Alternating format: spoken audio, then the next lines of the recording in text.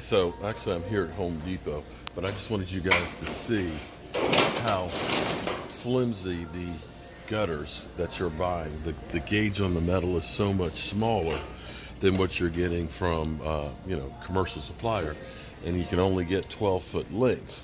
So I've got 42 feet. That would mean that I'd actually have to go ahead and get 4 of these and seam them together. So they have that, and then they end up having see, where are they? This is where they kill you. Then they have these pieces right here to kind of seam them together, but each one of these are like $10 a piece, okay? $10. And the problem is because it's like folded up metal like that, it ends up being a spot where stuff ends up hanging on. And of course, then trying to get it so it's straight and level, it's just not worth it.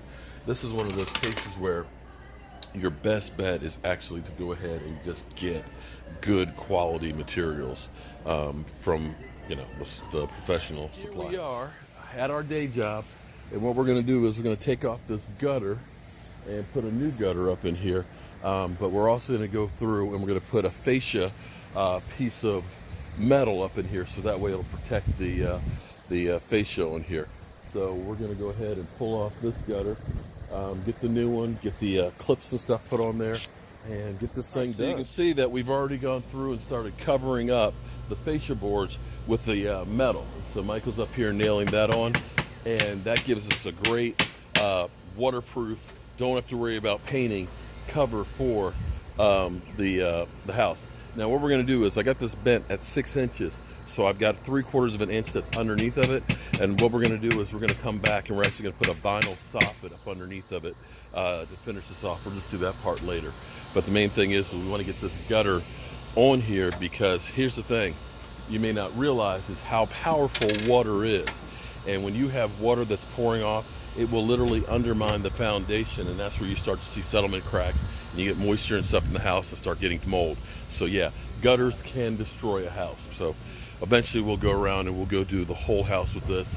And we've also got a roof issue. We got like a sagging section in there, so it tells me it's like a pin nail hole that's probably been leaking, and it's just undermined the plywood. Okay, so we got this first piece that's going on here.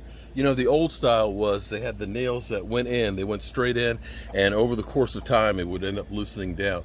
But I love using these gutter clips that actually screw in, and they go in at a down angle, so that way it actually has got more holding power, and it's a lot easier to get into it. So let me see if I can show you how easy it is. With one hand, we get that in here, and that gutter's not going to come out, and then you don't have the nail showing.